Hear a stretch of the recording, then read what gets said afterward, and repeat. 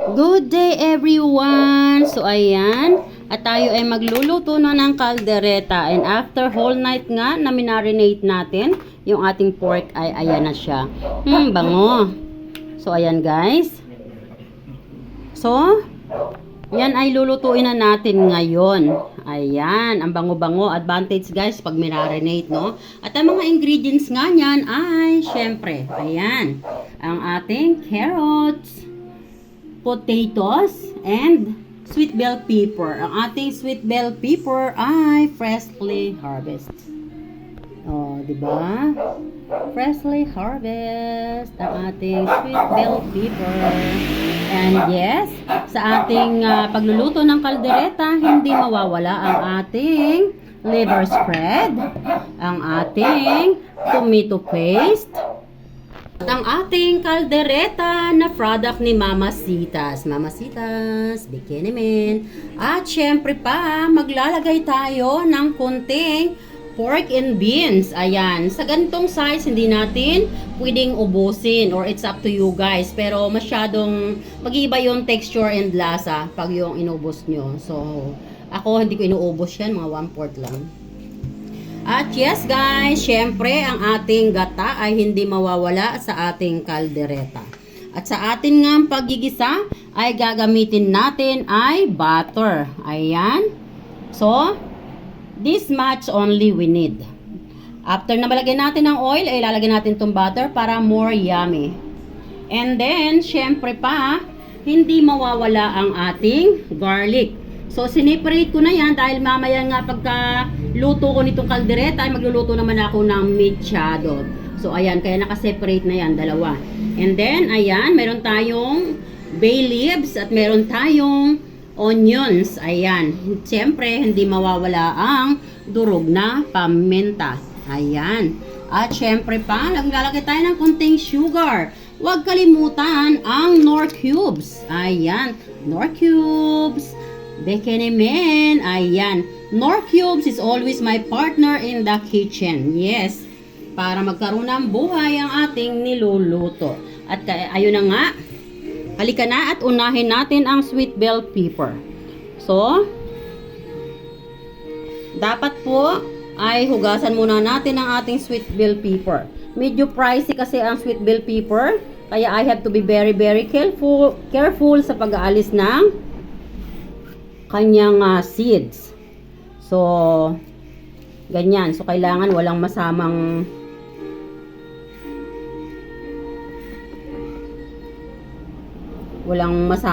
sili. Kasi, masyado siyang mahal. So, ayan guys. Ay, hiwain lang natin ng ganito. Ayan. So, ito yung para sa kaldereta. At para naman sa mechado, ay hihiwain ko na rin mamaya. Yun na naman ay para sa mechado mamaya. At ito naman yung para sa kaldereta natin. At ito na nga.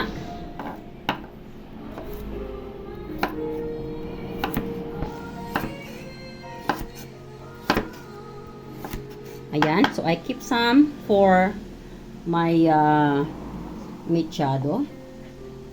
At ito nga ang ating potato ay hiwain ko lang ng ganito.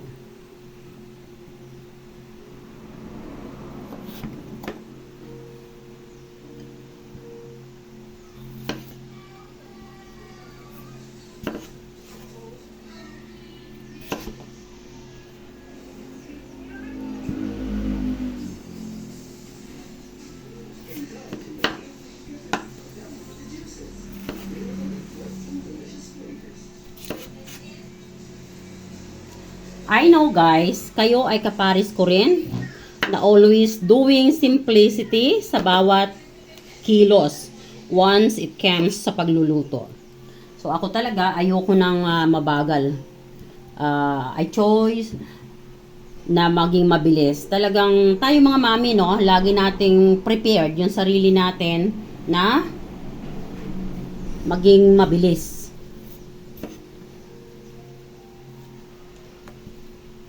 Kasi naka-queue ang mga gawain natin. we choose to finish faster lahat ng gawa natin, so mas makabubuti. So ayan guys, halika at tayo ay magisa na. So dito na rin tayo magigisa sa ating pressure cooker dahil dito tayo magluluto. Yung ating oil ay pwede na rin nating ilagay yung ating butter. Hayaan lang natin na mag-melt ang ating butter.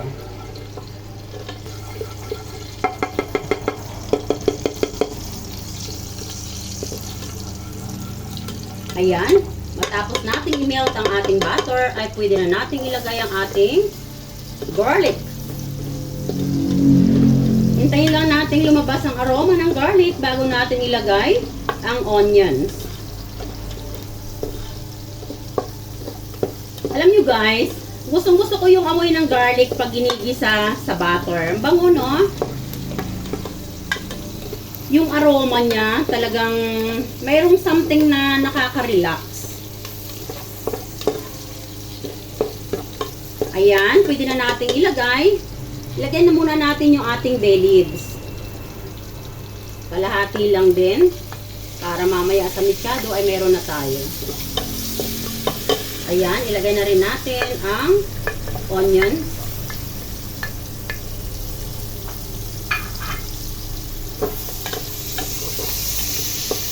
So, hayaan lang muna natin yan dyan until na mag-golden brown.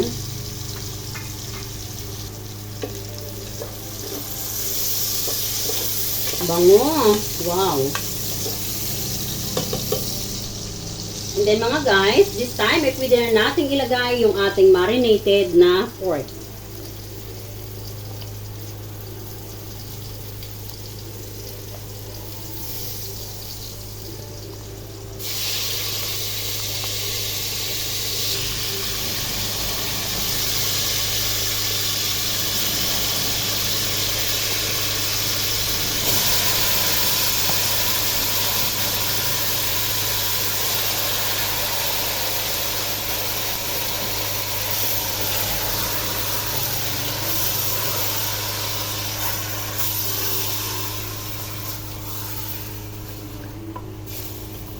Ayan guys, haluin lang mabuti pagkalagay ng pork.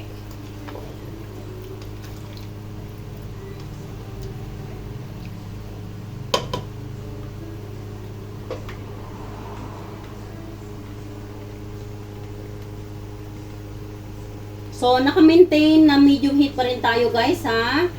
Mamaya natin ilalagay sa very low heat ang ating fire. Ayan.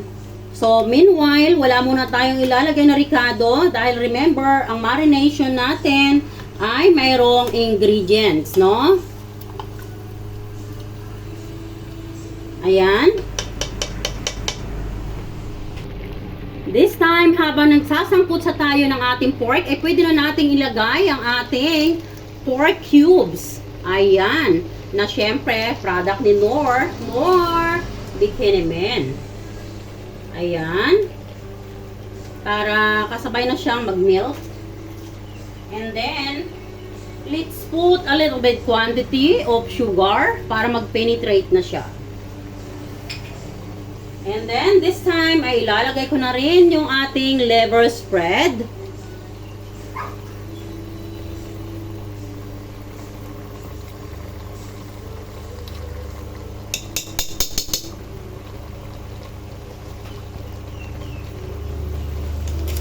Haluin lang.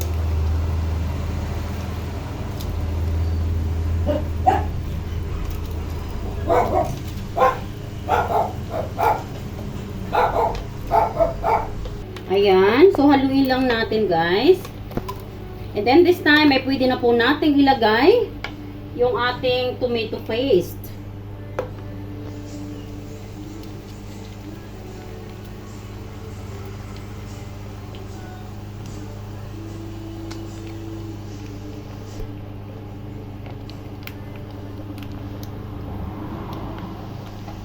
Ayan.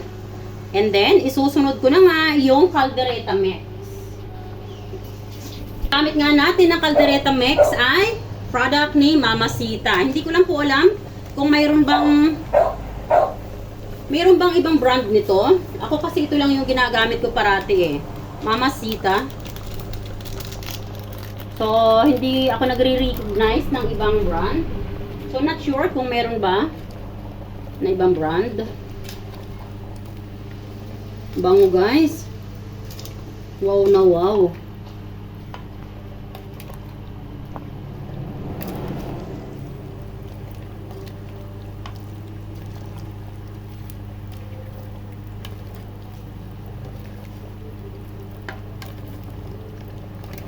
Ayan. And then, wow, super bango. This time, pwede na po natin ilagay yung gata. So, ang atin namang gata ay product ni Coco Mama. Ayan. So, favorite ko na to guys. Mula yung na-discover ko siya, favorite ko na siyang gamitin. Kasi, masarap siya ha. In fairness. Saka all around siya. Kahit sa paggagawa ng dessert. Fairness. Coco Mama. Super sarap niya guys. And super concentrated. Hindi siya katulad ng mga Thailand product na maraming arena. Ito hindi. Super concentrated siya talaga. So, now ay isusunod na natin ang ating potatoes. And yes, hindi na po natin hahaluin yan. Hayaan lang natin siya dyan sa ibabaw. At yung ating sweet bell pepper ay ilagay lang natin dyan sa ibabaw.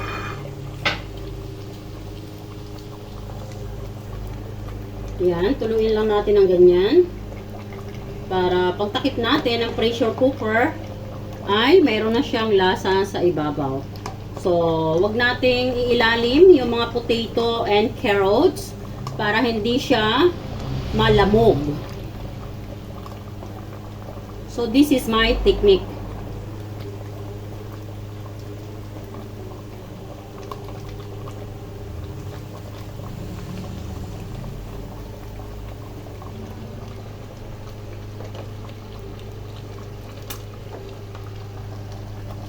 Ayan guys, pwede na nating kuberan.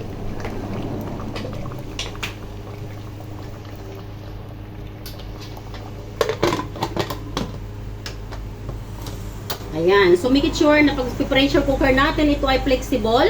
At ito naman ay very very tight na dalawa na ito. Ano? And then, hintayin natin na mag-sizzle. Then, mag-start tayo na mag-count ng 10 minutes. Ayan. At pag nagsisil na nga, ay maglilipat tayo ng lakas ng apoy para hindi masunog ang ating kaldereta. So, see you later. Samahan nyo ako para hanggang sa huli ay makita nyo ang outcome ng ating kaldereta na version ni Tita Wen.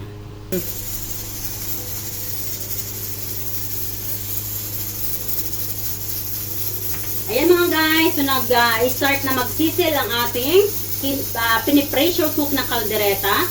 So, let's begin to count ng 10 minutes. Ayan. At ngayon na ililipat na nga natin sa medium low heat. Ayan. Hanggang makarating tayo sa 10 minutes. Okay. See you later. Ayan guys. So, after 10 minutes nga ng ating pagpipressure cook sa ating kaldereta, sa very low heat, ay ito na siya. At para mas mabilis mag-cool down, dahil magluluto pa ako ng isang putahe, ay itinatapat ko lang siya sa faucet hanggang lumabas totally ang kanyang pressure. At yun, narinig na nga natin yung sounds na tick. That is the sign na pwede na natin siyang buksan. Yes. Ayan. So, itilt lang muna natin ang ganito, konti, para yung water sa takip ay umagos pababa. Para pagbukas natin ay hindi sasama sa ating pagkain. And then, now it's time to open. Tingnan natin. At yan ang ating kaldereta. Halika, isa lang ulit natin para mag-dry ng kunti ang kanyang sauce. So, ayun guys, haluin lang natin slowly. Unahin natin sa ilalim para yung mga nagdidikit ay tumikal. Ayan, wag na medyo strong yung pagkahalo. Kasi pag very strong, yung ating potato ay hindi naman magiging presentable sa paghain sa ating table, ano? So, mas masarap pa rin na pag tayo ay naghahain sa ating hapagkainan, sa ating family, ay very presentable, buo yung mga ingredients ng ating ulam. Yun ay nakakatulong magtanggal ng pagod. Ayan, so nakita nyo ba yung ating kaldereta? Ayan. Look at that. At ang ating sauce, this is the texture that we are looking for. This is the thickness that we are looking for. Ayan. So, hindi ko na po siya pakakatihan dahil yung kakain nito ay may mga bata para sila ay may mga sauce. Ayan. So, hinaan ko na ulit ang apoy. Lagay ko na ulit sa very low heat. At titikman nga po natin yan. Kung meron pa ba tayong idadagdag na ingredients or enough na nga ba ang ingredients na ating inilagay.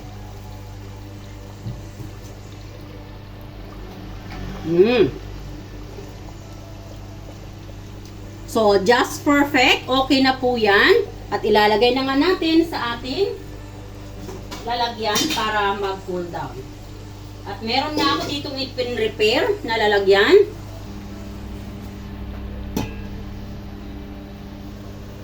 So, ayan mga guys. Hindi ako purposely naglagay ng spicy kasi may mga bata pong kakain ito. Mayroong 7 years old pa lang. Hindi ganun kalakas yung tolerance niya sa spicy. So, baka hindi niya kayanin. So, hindi siya mag-i-enjoy sa pagkain.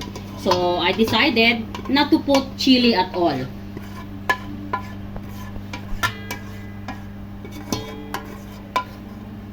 Ayan guys. So, i-flat lang natin ang ganon.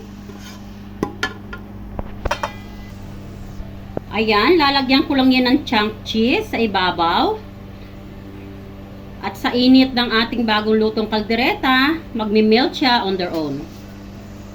At ito na nga ang ginawa kong chopping board, ang aking kamay. Anyway, so ako po ay sanay gumawa ng ganito ha. At sa mga makakapanood na ito, kung hindi po kayo sanay, better use the chopping board. Kasi baka po lumampas at hindi nyo makontrol ang inyong lakas, ay matuluyang masugatan yung inyong mga palad.